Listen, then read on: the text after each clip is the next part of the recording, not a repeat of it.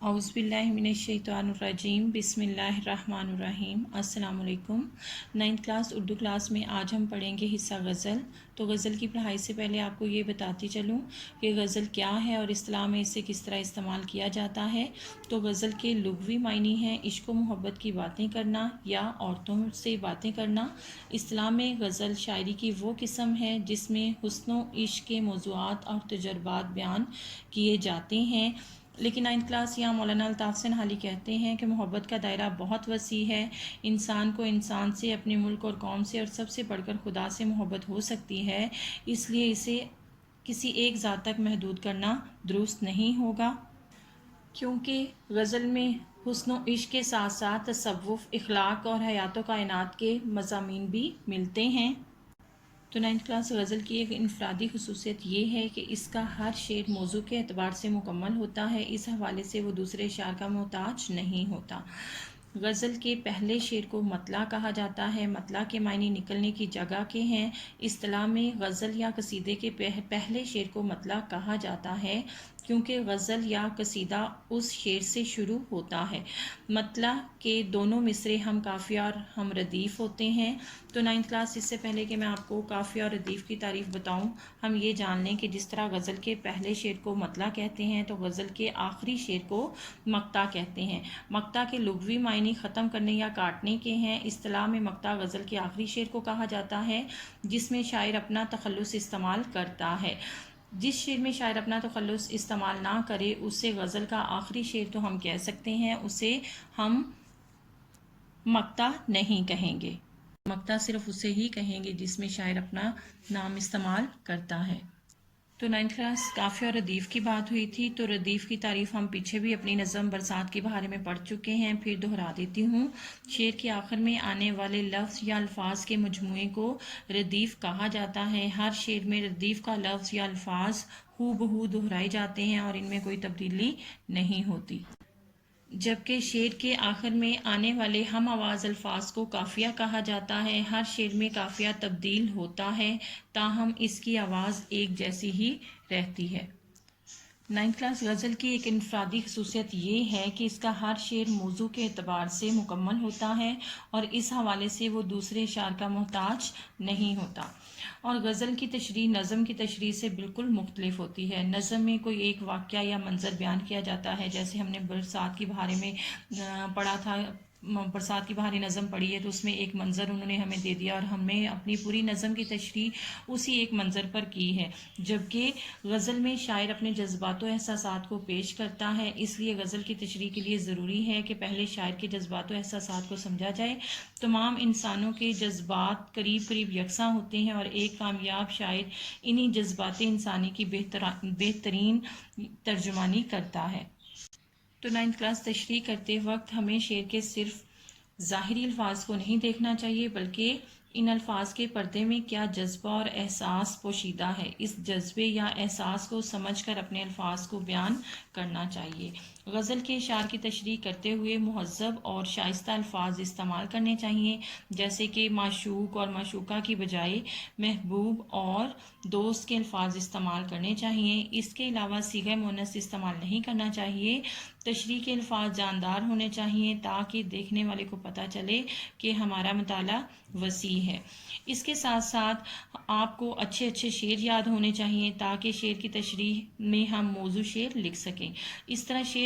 इस तरह तशरीह के ज़्यादा नंबर मिलते हैं। मुम्तहिन को पता चलता है कि तालिब इल्म निसाब की किताबों के अलावा दूसरी किताबों से भी दिलचस्पी रखता है। तशरीह में इस्तेमाल होने वाले शेर मियारी और अच्छे होने चाहिए। तो 9th क्लास से इससे पहले हम मीर और आतिश को पढ़ चुके हैं। आज हम पढ़ेंगे मिर्ज़ा असदुल्ला खान गालिब को। तो सबसे पहले हम अपने शायर का मुख्तसर तारुफ देखते हैं, फिर हम उनकी गज़ल की तशरीह करेंगे। तो 9th क्लास हमारे आज के शायर हैं मिर्ज़ा असदुल्ला खान गालिब। मिर्ज़ा असदुल्ला खान गालिब की तारीख़ पैदाइश है 1797 और उनकी तारीख़ वफ़ात है 1869। असल नाम असदुल्ला खान, तखल्लुस गालिब, जाए पैदाइश आगरा, वालिद का नाम मिर्ज़ा अब्दुल्ला बेग। शेख मुअज़्ज़म से तालीम पाई और अब्दुल समद से फ़ारसी में महारत हासिल की। अभी गालिब की उम्र 13 बरस थी कि उनकी शादी दिल्ली में नवाब इलाही बख्श मारूफ की बेटी से करवा दी गई। عمر کا آخری حصہ بیماریوں میں گزرا، دلی میں وفات پائی اور وہیں پر دفن ہوئے۔ غالب نے اردو اور فارسی دونوں زبانوں میں شاعری کی۔ اردو شاعری میں ان کا مقام بہت بلند ہے، جس سے سب نے تسلیم کیا۔ وہ بہت زیادہ وسط نظر رکھتے تھے۔ غالب ہر دور کے اہم شاعر ہیں۔ ان کی فنی عظمت کو ہر ایک نے سراہا اور تسلیم کیا۔ ان کی ہمہ گیر شخصیت کی طرح ان کی شاعری میں بھی بڑا تنوع پایا جاتا ہے۔ ان کے ہم موضوعات کا ایک لامتناہی سلسلہ نظر آتا ہے۔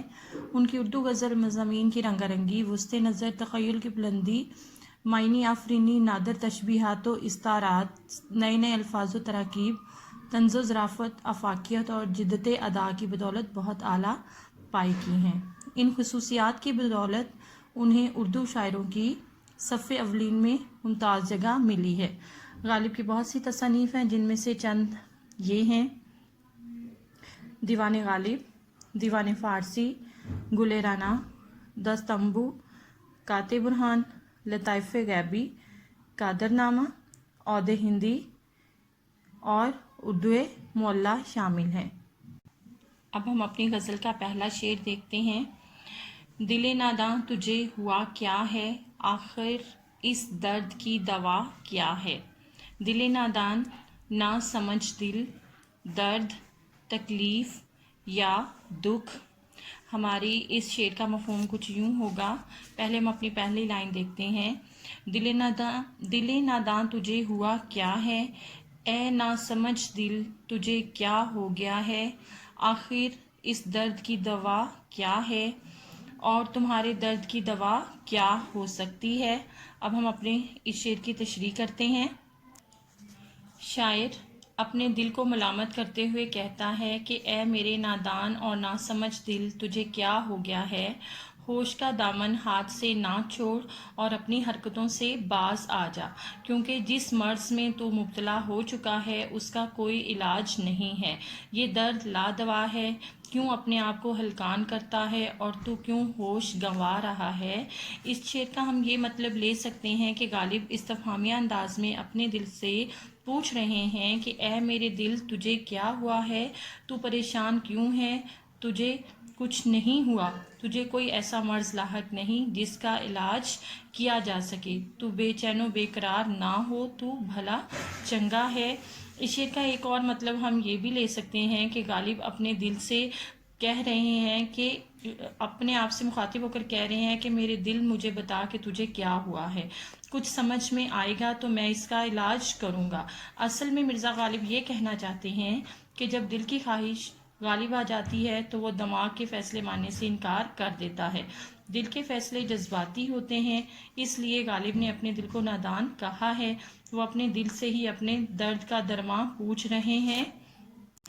انسان کو جو روگ لاحق ہوتے ہیں ان میں سے بیشتر کے بارے میں انسان کو ان کی نوعیت کا اندازہ ہوتا ہے، ان کے اسباب کا بھی علم ہوتا ہے، اور بہت سے روگ ایسے بھی ہوتے ہیں جن کا علاج بھی اسے معلوم ہوتا ہے۔ جب انسان کو ان باتوں کا علم ہو، وہ یہ جانتا ہو، تو پھر اس روگ کا علاج ممکن ہو جاتا ہے۔ لیکن اگر کوئی ایسا درد ہو، ایسا دکھ ہو جس کے ہونے کا اندازہ تو انسان کو ہو لیکن اس کا علاج اس کے بس میں نہ ہو، تو پھر پریشانی بڑھ جاتی ہے۔ غالب کا موقف یہ ہے کہ محبت کا روگ پالنا آسان نہیں، کیونکہ اس کا علاج کوئی نہیں، یہ درد لا دوا ہے۔ محبت و عشق کیا ایسا جذبہ ہے کہ جو بھی ارادی یا غیر ارادی طور پر اسے اختیار کر لیتا ہے تو پھر دنیا بھر کی مصیبتیں اسے گھیر لیتی ہیں۔ عشق سے طبیعت نے زیست کا مزہ پایا، درد کی دوا پائی، درد لا دوا پایا۔ یہ سوال کرنا کہ تجھے لاحق روگ کے علاج کا کچھ علم ہے، در حقیقت اس امر کا اعتراف ہے کہ یہ روگ لا علاج ہے، تمہارے دکھ کا علاج اس دنیا میں موجود نہیں، جیتے جی یہ روگ ٹھیک ہونے والا نہیں ہے، اور یہی تمہاری ناسمجھی ہے کہ تم خود کو وہ روگ لگا بیٹھے ہو جس کا کوئی مداوا نہیں ہے۔ تو 9th کلاس ہم نے پہلے شعر کی تشریح کی اور مرزا اسداللہ خان غالب کا انٹروڈکشن دیکھا، ان کا تعارف پڑھا۔ امید کرتی ہوں کہ آپ کو سمجھنے میں مدد ملی ہوگی۔ تو آج کے لیے اتنا ہی، کل انشاءاللہ اگلے سبق کے ساتھ پھر ملیں گے۔ تو کل تک کے لیے اللہ حافظ۔